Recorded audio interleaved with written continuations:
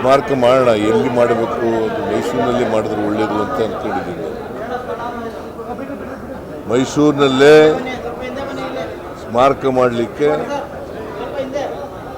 ನಮ್ಮ ಸರ್ಕಾರ ಕ್ರಮ ತಗೊಳ್ತದೆ ಅಂತಕ್ಕಂಥ ಮಾತುಗಳನ್ನು ಹೇಳಲಿಕ್ಕೆ ಬಯಸ್ತೀನಿ. ಯಾಕಂದರೆ ಅವರು ಬಹುಪಾಲು ಅವರ ಬದುಕಿನಲ್ಲಿ ಮೈಸೂರಿನಲ್ಲೇ ಇದ್ದದ್ದು, ಓದಿದ್ದಲ್ಲೇ, ಅವರ ಕರ್ಮಕ್ಷೇತ್ರ ಅಲ್ಲೇ, ಮತ್ತು ಅವರು ವಿದ್ಯಾರ್ಥಿಯಾಗಿದ್ದಾಗಲೇ ಪ್ರಾರಂಭ ಮಾಡಿದರು ಬರವಣಿಗೆಯನ್ನು.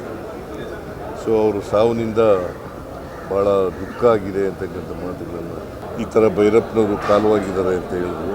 ಹೇಳಿದ ತಕ್ಷಣ ನಾನು ಅವರಿಗೆ ಪದ್ಮಭೂಷಣ ಪ್ರಶಸ್ತಿ ಸಿಕ್ಕಿತ್ತು, ಸರಸ್ವತಿ ಸಮ್ಮಾನ ಪ್ರಶಸ್ತಿ ಕೂಡ ಸಿಕ್ಕಿತ್ತು, ಅನೇಕ ಪ್ರಶಸ್ತಿಗಳು ಸಿಕ್ಕಿದ್ದವು.